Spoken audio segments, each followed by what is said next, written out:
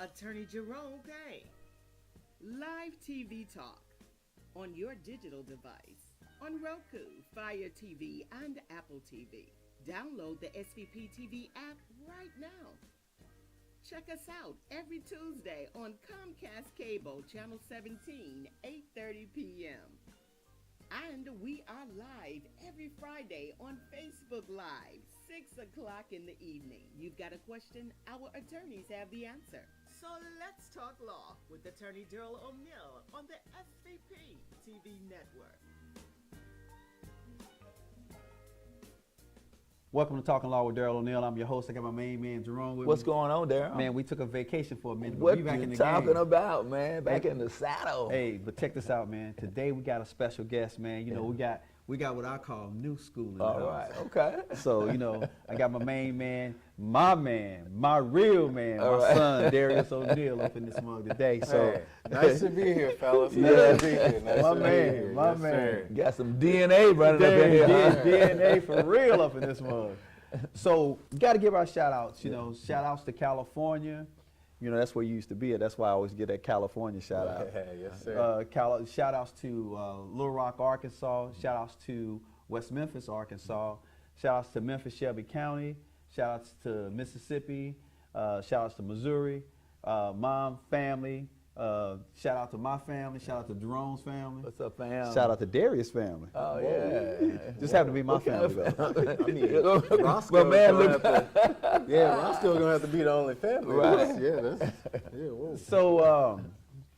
So Jerome, today what I wanted to talk about is, you know, there's a lot of things that are impacting that new generation. You know, I mean, you got, you know, the way their vision, unfortunately, in the legal system and in the criminal justice system is totally different than ours. I absolutely agree with you, You Daryl. know? So I mean, I wanted my man. I want to talk to him, man. I mean, Darius. So, you know, I remember because I mean, you college grad and everything, but is the life as an adult, black male adult, is it different than I guess when you were a child? I mean, or do you see life different, or do you? I mean, and when I'm talking about that, I'm really talking about from the, you know, the legal perspective. I mean, you've known legal all your life, well, for the most part of your life. So I mean, that's all you ever known. But how is these things impacting you now, at your age now? Well, I think as we now can see, a lot of things that has impacted us more so as black men is the racial thing with police. And then now this new rise up of the sovereign citizen and how we as, you know, black men, we just kind of have this assertiveness now to where we have a different negative mindset on legal things now. Okay. Certain legal things, like a lot of black guys, I would say around my age, don't want to step into a courtroom. Oh, For really? any type reason. You don't want to. I don't want to be seen in a courtroom because for some reason that seems like something negative on your record or something negative in general. It's just a younger community.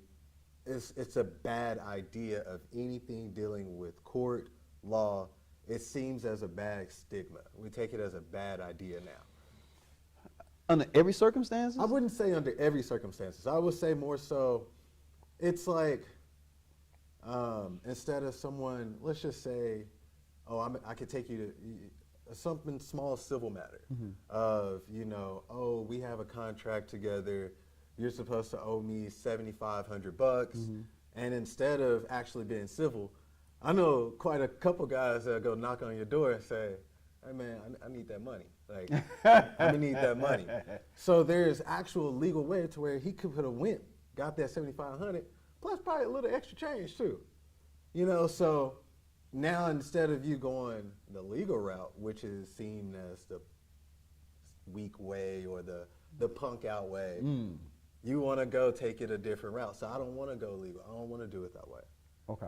So, I mean, there's different, I mean, now you do have different instances where you might want to get some legal help, and unfortunately, a lot of it has to do with criminal, you know, like DUIs and tickets and you know, trespassing and things of that nature. But, you know, as far as like you know, hearing, I guess, black people going, or young black guys going to lawyers for anything, it's usually, you know, I got a baby mama or some criminal.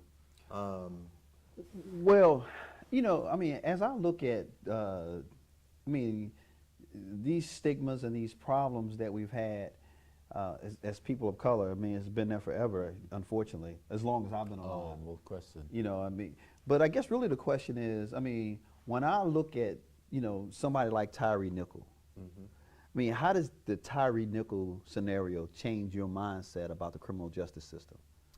I think for my generation, I'm a 90s baby, so I think my generation, once we got old enough to understand and see police, because I remember growing up, a lot of us kids wanted to be police. And then now we're old enough, especially once it started out with the Ferguson thing, or not even Ferguson, the Trayvon Martin. You know, my generation, that's what we now know and associate cops with. And everything after that we've seen has been negative, negative, negative, negative, negative, to where now we have a whole nother instance with the same kind of motive, another black guy getting killed by the police. Well, you know, we had Judge Bernice Donald, and I don't know if you know this, and probably I don't know why you would know it, but she has been selected as the person to oversee the policing, or what do we need to do better as far as policing in our community. But one of the things she said is you got to change the narrative. And the question is, you know, in your mind, what could the narrative be or change to be to make you want to be a police officer? Is there any narrative that could change? Because, you know, like you said, every young boy wanted to be a police officer. It used to be cops and robbers. Right. It used to be the #1 game, Yeah, Cowboys and Cowboys Indians. and Indians. Yeah. So what could, you know, what could change that that thought process? I think a lot of it just really generally has to do with media. The media always pushes out that bad, and that good is sometimes swept under to where, or we scroll past it so fast that we don't see the good, or it's just not as highlighted. I think if we can do better at highlighting what has been done, what they have done that has been good, more so than what is negative, I think it could very, very well change that story, very well change that negative. You know, Daryl, it's so interesting that Darius would say that, because that's something that's deeply ingrained in us as kids. Because, you know, he said he wanted to be a police officer when he was a kid, and so did I. And look how many different generations this has been. So the basics is there in order to be able to regenerate this desire to become an officer, because it's somewhere innate with us that we wanted to be on the side of good versus bad. And so all we have to do now is to get with that Judge Donald and get in touch with that little police officer, so to speak, with his little patrol car. You follow what I'm saying? Yeah. Because it's there. Yeah. It's there. So we got to tap into it and arise above these negative things that we've seen some of these officers do. And so how do we do that? We might need to do more psychological investigation, because many police officers today seem like they just want the authority to be able to push people around rather than... I'll take $5 as long as I can push you around. Right. I don't care what they pay me as long as I can push you around. Instead of getting back to the serve and protect ideology of a police officer. Well, you know, so Drum, that's interesting. But believe it or not, policing hasn't changed much since the 50s. Well, you know, and maybe even longer than that. Well, Daryl, so we too have to think about what what, how was peace officing born? It was born as slave patrols. It was a way to keep the have-nots from ever having. Well, now, anything. I don't know about slave patrol, but haves and have-nots. Right. So I think I agree with you on that. Right. So it was born there, where the people who had stuff would create this group of people who would keep them protected from the have-nots. And so the slave patrols were born, and then after that, then the Union Busters and all of those people were born. So that's where it began. So what happened was the narrative had changed to where we are now. We got one bad apple that's spoiling the whole bunch, so to speak, because without police officers, I don't want to be in a society without them. Well, but then I don't want to be in one with them too. So it's like what's the story that says it was the best of times and the worst of times? What's the name of that novel? You remember the novel? Yeah, I do remember that. Right, novel, A Tale of Two Cities, isn't it? Yeah, Tale of Two Cities. And so that's where we are now. We're caught between the good and the bad, and somehow or another we got to get rid of the bad officers. And again, maybe it's psychological that we need to investigate. So let's back up for a minute. Okay. So every night I watch at least 2 hours of Gunsmoke. Every night. Every night. At least 2 hours of Gunsmoke. No, Neil. You know I'm not lying. You know Quickest draw on this West, baby. Quickest draw. Yeah, he know I'm not lying. Right. Every night. Okay. But the point of it I want to make about that is, when you watch Gunsmoke, Matt Dillon is a horrible police officer. I mean, think about it. When he comes to town and he says to you, he'll say, what's your name? You ain't done nothing. Right. You just coming, why you here? And then if you say something, then he will smack you, Right. or he'll, punch you, or, I mean, he jumps on mugs like running water, Oh, man. really, man? I hadn't noticed that. Oh, man, if you ever get a chance, I had noticed watch Gunsmoke, and you will see from the Western times to even now, Okay. the police officer's mentality was, I'm in charge, I ask the questions, you answer them. If you don't answer them, there is going to be a ramification for not, Right. So, but if you were a kid watching Matt Dillon, right, I want to be Matt Dillon. Yeah. Yep. I mean, guy played him, James Arnaz. I don't know if Familiar with about it. 6'7". Yeah. So I mean, big, strong, mug, Right. and walk in fast with a Right, gun. right. Could throw hands like running water. I mean, he's that guy. Right. So if that is the stereo policing from the earliest thought process, how do you change that mentality? Because, I mean, if you grew up as a kid, like I did, watching Gunsmoke, and then that's what you saw as policing, what kind of police officer would you be? The same exact. Like, I was in college, and the college I went to was a private Christian liberal arts school. Shout out Milligan University. And I had a teacher tell me this. They said, news is an acronym for negative education with success. And he said that because every time you turn on the news, it's a fear story, a sad story. I like that, negative education with success. Yeah, and he said it's a sad story or something that's, down and out. But what do you go to the weather and it's all happy and good and cheerful and this. Go to the sports, it's all this, sad, and happy. But those sections are short. They're short. Then it goes right back to something negative, goes right back to just, makes you want to just stay at home. You're like, I don't even want to go outside. Yeah. I'm more of an Andy Griffin, Barney Fife police officer, so to speak, because Andy would never slap anyone. I don't remember Andy even hollering at anybody. Right. Yeah. Andy would always try to find a happy medium to resolve a situation.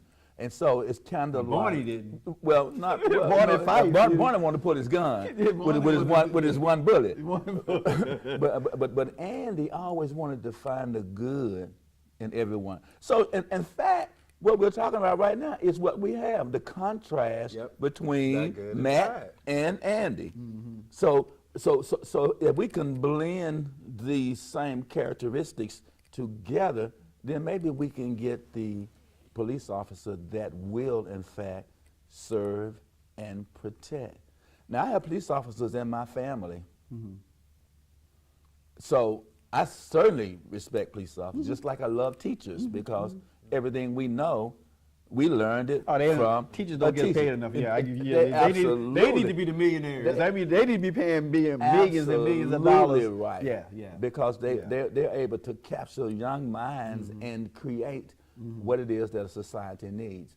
And so what we have to do is to have someone who can reach what we call the better angel in our officers before we put them on the street. I actually applied for the police academy.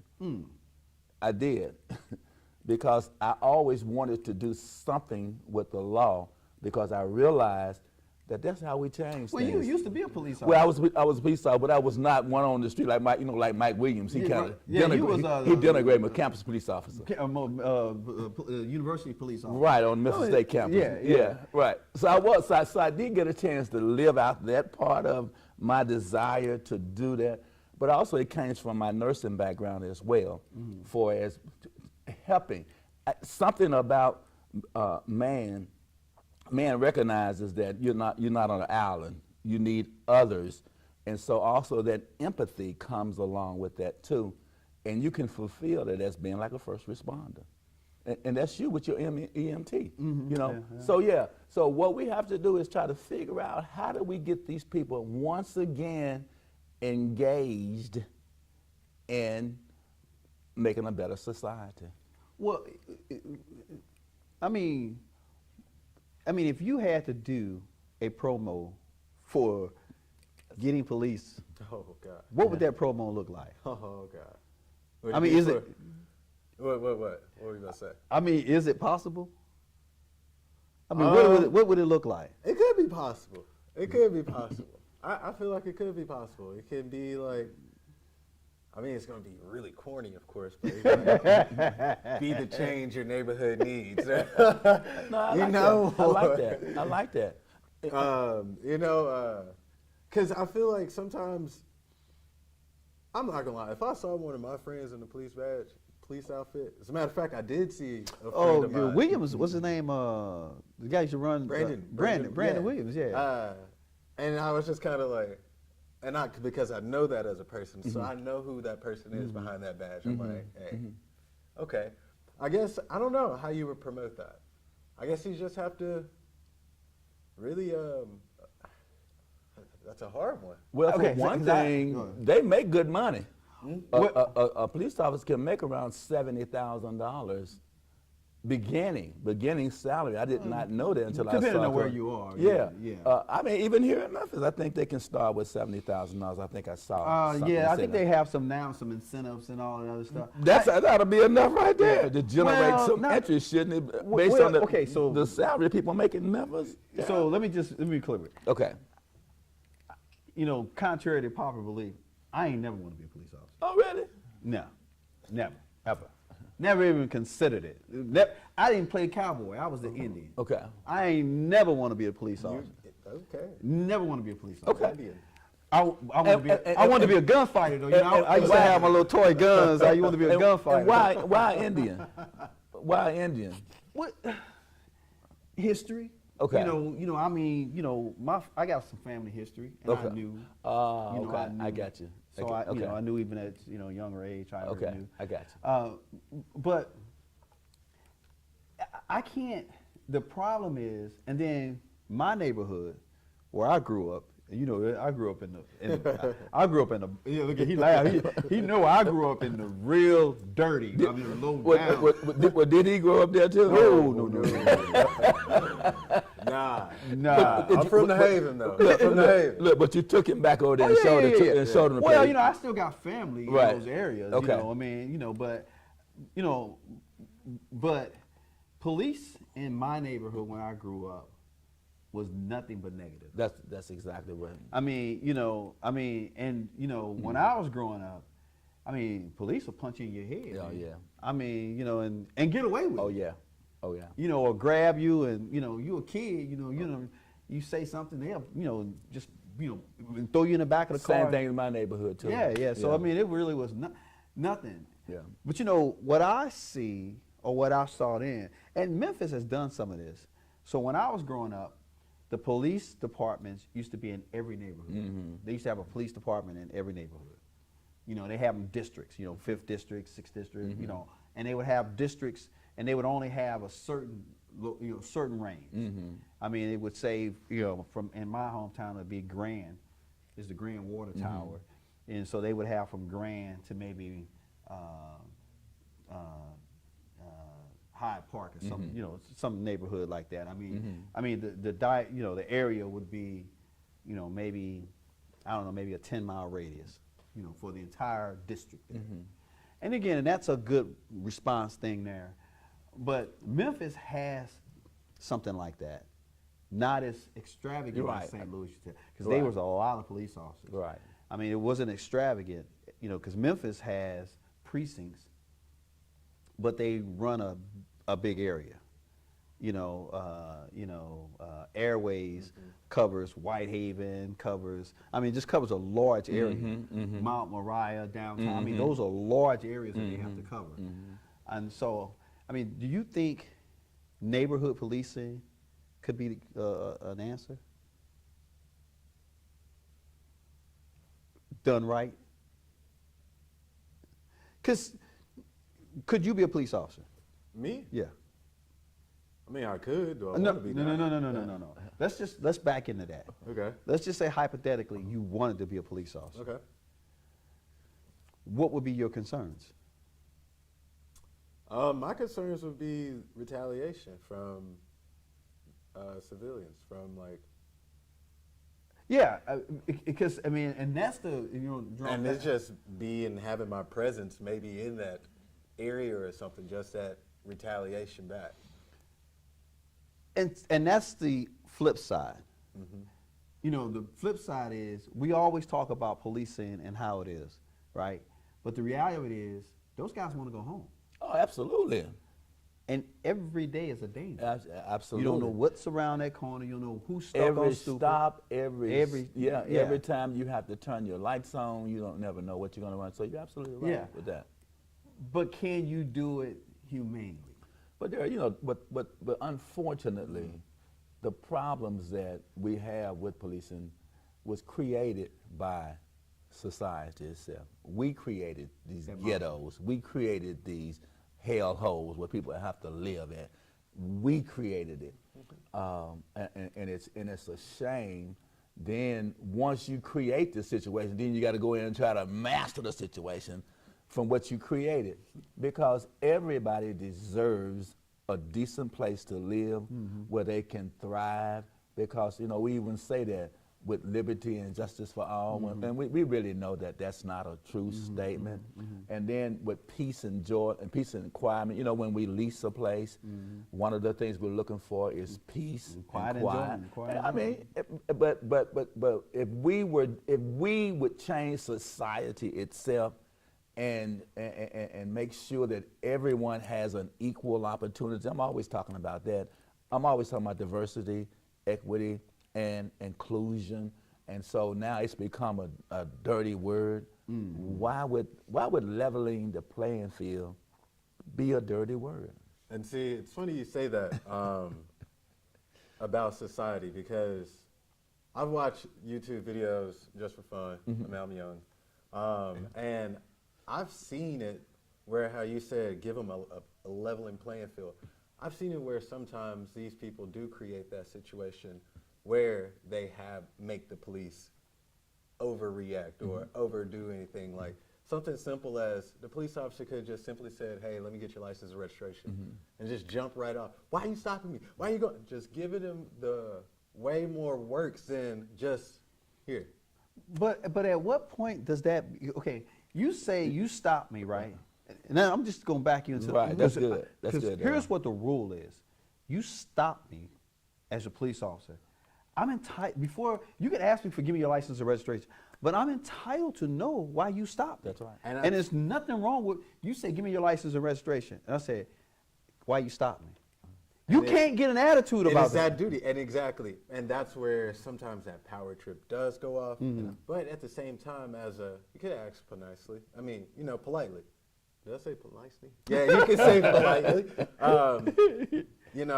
Excuse me. Why you pulled me over? Now I have seen it where that has happened. He said, "Oh yeah, I pulled you over because this, that, and the third." Bam. But the You problem, can't search my car. right? That's right. You can't search my car, and I don't have to get out. I don't. Because see now, Right. see, I know if I'm speeding, you can't arrest me for speeding. I know that.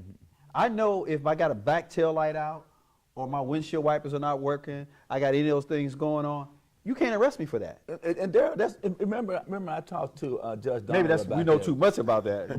What we need to do is to limit the encounters that you would have with police officers, so you wouldn't have a brake light out. Remember I talked to you about that because all you got to do is go to AutoZone and you have your $1,000 that you can have to get it repaired until you exhaust your debit card. I told you about that before, too. Like your tags are out, no reason for it because all you got to do is use your debit card to limit the encounters that you will have the police officer. Yeah, I'm not going I think that's social, and I don't have a problem with social Engineering, social engineering. to get us to a point where we'll stop having these encounters that ends in death. But that brings a whole nother level of issues. Because the thing about it is, if I give you that and you have that opportunity, how many people are not going to do it? How many people are going to use those funds for other things? How many people, because contrary to popular belief. But why do we care? Why do we care what they do with it? Because we just said the purpose. It had a purpose. But look, when it runs out, then they'll realize because you don't wait a minute. You don't miss your water until your well runs dry. So when then you're gonna go steal his water. you're already doing that. You're already stealing his water. But you would say to yourself, you know what? If I had just Man, you just started this show early like that, man. You be going off. You be doing some stuff, man. If I had just used my head, I would not be sitting in this situation. How many times have you made a bad decision and you think twice about it and you say, hey, if I had just gone left instead of going right, I wouldn't be in this situation today that I'm in. I'm sitting here now. Set yourself up first for it, so you don't have to. And here's what Jerome's doing. Jerome is asking irrational people to make rational decisions.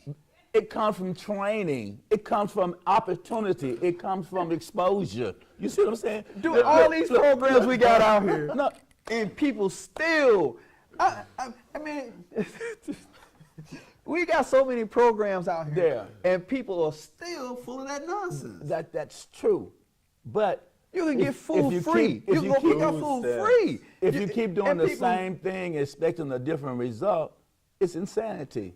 So we've been doing the same thing over and over again. So why not try something different? Why not? Yeah. Even if you wind up right back where you started from, at least you tried. Okay, they give you government housing if you can't afford it. They give you food if you can't afford it. So you get food, housing, if you can't afford it. Okay, now watch this. How many congresspersons do you know who have said that they grew up in a household where they had to get food stamps? Many of them have said, okay, so it does work. That's the point, it works.